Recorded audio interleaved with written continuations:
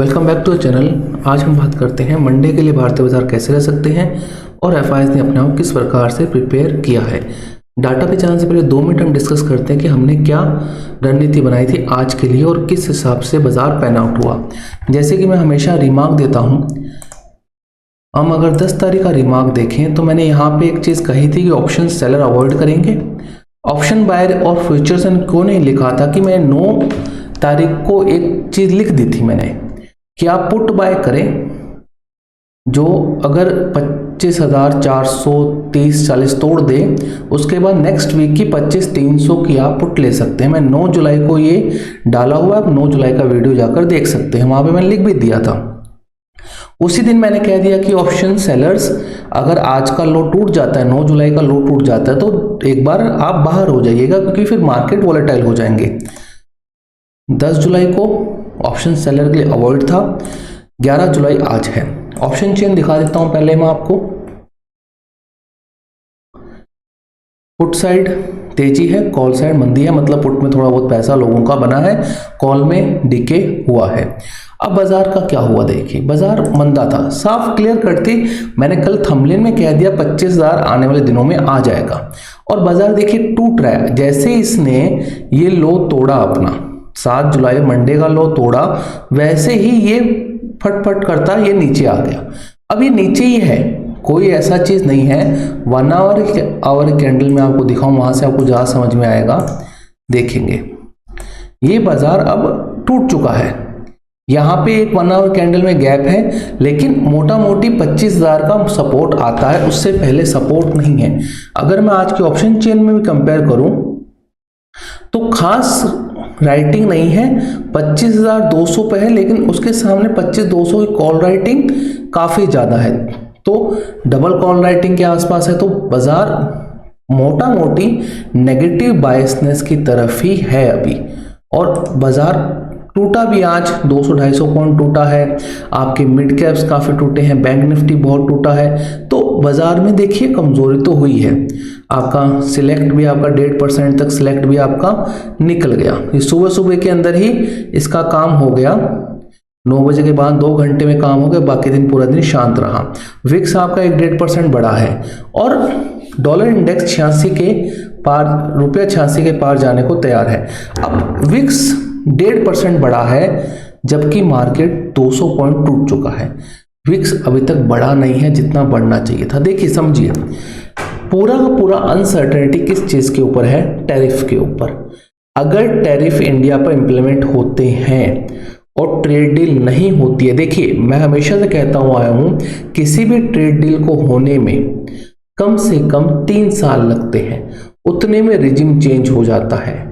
आपने कोई policy implement तो कर दी, उसको रिवर्स बैक करना या उसको सही तरीके से इंप्लीमेंट करने में समय लगता है। आपने कह दिया कि हम इतना टैरिफ लगा देंगे, इस देश के ऊपर इतना लगा देंगे, अल्टीमेटली चीजें तो यूएस में ही महंगी होंगी, डिमांड वहीं पर कम होगी, तो सारी चीजें ये कर रहे हैं। ये आप बॉन्ड यील्ड को देखिए 4.4 पर है, 10 साल की बॉन्ड यील्ड रेट काटने के बाद भी नीचे नहीं आ रही है। इसका मतलब क्या ये इंडिकेट कर रहा है? आने वाले टाइम के अंदर हो सकता है कि रेट कट ना हो, आने वाले समय के अंदर हो सकता है कि आपका ये इन्फ्लेशन नीचे ना आए। तो काफ़ी चीज़ें हैं। कल कनाडा में 35% लगा दिया, फिर कह दिया कि मैं रशिया से जो माल लेते हैं, अगर ये वॉर नहीं होती, जो रशिया से सामान लेते हैं उनके 500% टैरिफ लगा दो, 500% tariff. What the nonsense is this? इसे सैंक्शन लगा दीजिए आप। तो चीज़ें काफ़ी ज़्यादा खराब होती जा रही हैं। ट्रम्प रिजीम, ट्रम्प को खुद नहीं समझ में आ रहा। उधर से एलोन मस्क ट्रम्प के धीरे धीरे दूर होते जा रहे हैं, वो अपनी एक नई पार्टी बनाने का संकेत दे रहे हैं। हो सकता है आने वाले समय के अंदर जिस हिसाब से ट्रम्प और मस्क की जिस हिसाब से दूरियां बढ़ती जा रही हैं, हो सकता है 2029 के अंदर एलोन मस्क एक नई पार्टी के साथ यूएस की प्रेसिडेंटशिप का इलेक्शन लड़े। और उन्होंने ये काफ़ी बार कहा है कि डुअल पार्टी सिस्टम की कोई ज़रूरत नहीं है, 3 पार्टी भी हो सकती है, एक अमेरिकन पार्टी भी हो सकती है। ट्रंप इसका विरोध कर रहे हैं कि नहीं, ऐसा नहीं हो सकता, अमेरिकन पार्टी एग्जिस्ट नहीं करती है, डुअल पार्टी सिस्टम है, Republican and Democrats. But Elon Musk का ये कहना है कि डुअल पार्टी ही क्यों, 3 पार्टीज क्यों नहीं हो सकती। इसी वजह से ये गलियारों में बातें बहुत तेजी से हो रही है कि आने वाले समय के अंदर अगर इनमें दूरियां बढ़ती हैं और इनके अंदर बहुत ज्यादा तनातनी होती है तो मस्क अपनी एक नई पार्टी खड़ी करके इन दोनों को गिराने की कोशिश कर सकते हैं, डेमोक्रेट्स और रिपब्लिक्स को। तो ये बहुत ज्यादा एक कैटास्ट्रोफिक या ब्लैक स्वॉन इवेंट की तरह बाजारों के लिए या पूरे वर्ल्ड के लिए हो सकता है कि यूएस के अंदर तीसरी पार्टी का जन्म होता है। ये एक पोलराइजेशन हो जाएगा पूरे वर्ल्ड का। तो देखते हैं कैसे ये पैन आउट होता है, लेकिन ये केओस है हर जगह। तो बाजार, भारतीय बाजार देखिए कमजोर है, कोई भी बाउंस आए तो उसको आप सेल कीजिए। अब क्या होगा, आपके लिए थोड़ी रेंज बढ़ गई है।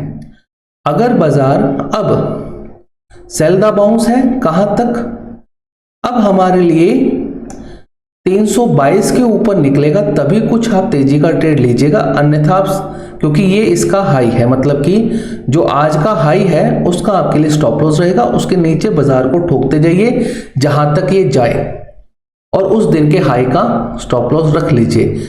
जैसे कि यहाँ पे हमने एक बनाया था 670 के आसपास फ्यूचर हमने बेचा था, that becomes 400 points 450 points they give, तो चलते जाने दीजिए, छेड़ना क्यों है, सौदे को पड़ा रहने दीजिए, सौदे को पकने दीजिए, लेकिन जल्दी लग जाती है लोगों की। तो स्टॉक्स, हर स्टॉक गिरा है लेकिन इतना नहीं गिरा जितना इंडेक्स गिरा है। तो थोड़ा चीजें पक रही हैं, बाजार में थोड़ी सी कंफ्यूजन बढ़ रही है। अभी विक्स बढ़ेंगे, आपका डॉलर इंडेक्स गिर सकता है, डॉलर इंडेक्स बढ़ता है, आपका 10 साल की बॉन्ड यील्ड सबसे इंपॉर्टेंट है कि ये आपकी 4.3 से बढ़कर ये 4.4 हो गई, 4.5 के आसपास ही है। अगर मैं वीकली में डालूं तो ये काफी दिनों से 4.5 के आसपास है, 2022 से ये आपकी 4.5 के पास है, तो थोड़ा रिस्की है ये। अगर मंथली में आपको दिखाऊं तो ये 4.5 की रेंज यहां पर रहती है काफी साल तक, 5-6 साल तक रहती है। देर आफ्टर ये कोलैप्स होती है किसी भी इवेंट के कारण, मतलब कि ये 22 के अंदर हुई थी, 3 साल हो गए, 1-2 साल और निकल सकते हैं, क्योंकि जब पिछली बार ये 4.5 पर आई थी ये, तब ये काफी टाइम तक 4.5 पर रही थी, 2-3 साल तक, उसमें मार्केट बुलरन भी चला था। देर आफ्टर दिस फॉल, तो ये 4.5 की आपकी बॉन्ड यील्ड गिरनी जरूरी है, ये नहीं गिरेगी तब तक बाजार में रिस्क बना रहेगा। हाँ, तेजी रह सकती है लेकिन रिस्क रहेगा, ये मुश्किल है। तो इसको थोड़ा सा आपको ध्यान रखना है आपको आने वाले समय के अंदर। सेकंड चीज, डाटा के अंदर अगर हम चले उससे पहले मैं आपको एक चीज और बता दूं, आपका जो आईटी है उसमें देखिए बहुत तगड़ा ब्रेकडाउन हुआ है।